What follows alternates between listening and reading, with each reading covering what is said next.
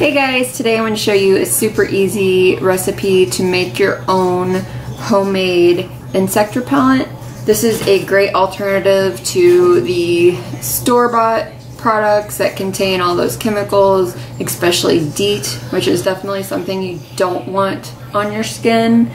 All the ingredients I'm using are natural, safe ingredients. What I am using is witch hazel, some distilled water. If you don't have any distilled water, you can use boiled water. Vodka. If you don't have any vodka on hand or prefer not to use it, you can just double the amount of witch hazel you're going to use. And some kind of carrier oil. I'm using hemp seed oil because it is super good for your skin. It is very moisturizing, lightweight, easy to absorb. The only thing that some people don't like about it is it has a really earthy smell. So if you don't want to use this or don't have any, you could use something like almond oil or even olive oil. Neem oil is a really good choice because neem oil itself is a repellent. And then the oils that I'm using are peppermint, eucalyptus lemon, clove, and tea tree. Now for the peppermint, you could definitely replace that with lavender. The only reason I'm using the peppermint is because I don't have any lavender on hand. I actually ran out. And peppermint, I mean, it is a repellent to bugs. I think lavender does a better job, but the peppermint just gives the repellent a little bit of a nicer smell to it. And then as for the eucalyptus lemon, not a lot of people carry this. You might just have eucalyptus or lemon by itself, but eucalyptus lemon was reported by the CDC to be the best natural alternative to DEET. So this is a really great oil to use in your repellent.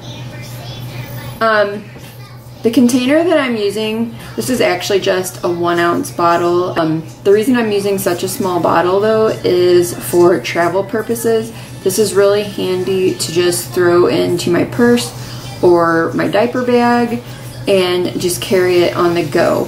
And then I am using a half of a tablespoon to measure everything out. So what you're going to do, you're going to put in a half of a tablespoon of the water. You're going to use a half a tablespoon of your witch hazel.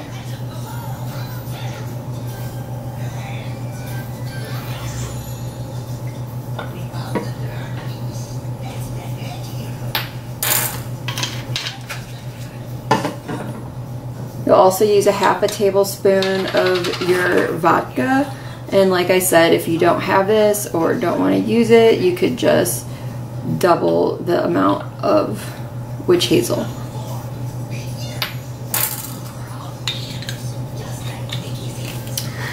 And then for whatever oil you choose to use, you use about half this amount, so a fourth of a tablespoon. I'm just gonna eyeball it. I'm not gonna get a separate spoon to measure it out. And I mean, even if you have a little more in there, it's okay. It's not gonna hurt anything. It's just nice to have a little extra added room in your bottle to shake the mixture up, because the oil will separate from the rest of the ingredients. So every time you go to use this, you want to shake it really well. I'm actually going to add just a little more because I don't think I added enough. Okay, and then for your oils, you don't need a lot since this is a small mixture. I'm going to add about 7 drops of the eucalyptus lemon.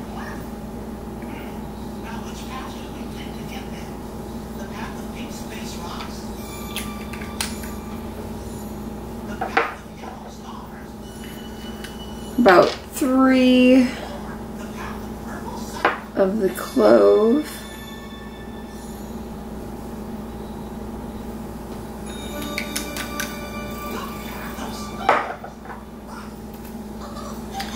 3 of the tea tree.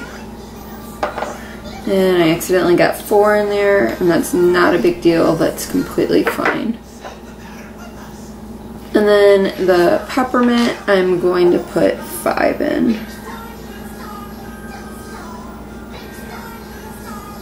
And like I said, if you have lavender instead, you could completely switch out your lavender for the peppermint. Now I have this nice little sprayer that that fits right onto my bottle. Make sure you get that on tight. Wipe this bottle off.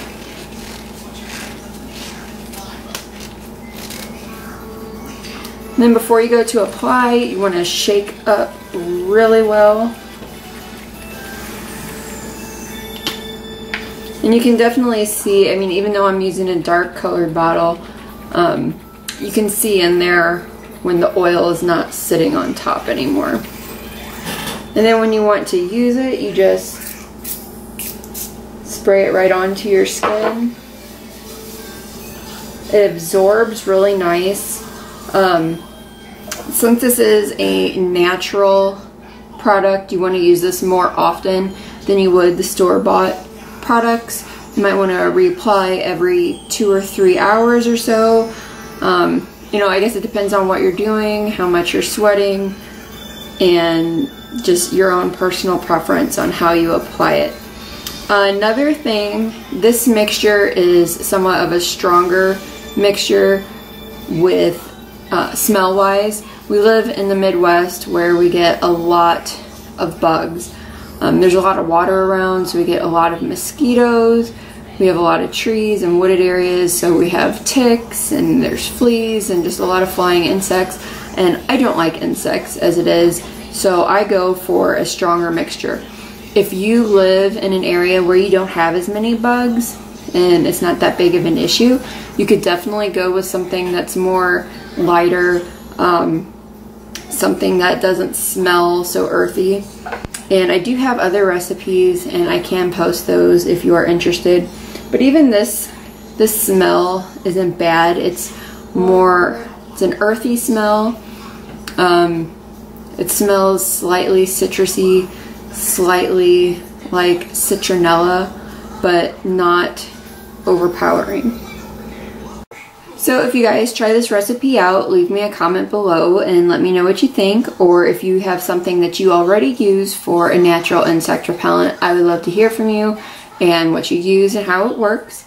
Besides that, thanks for watching and I'll see you guys next time. Bye.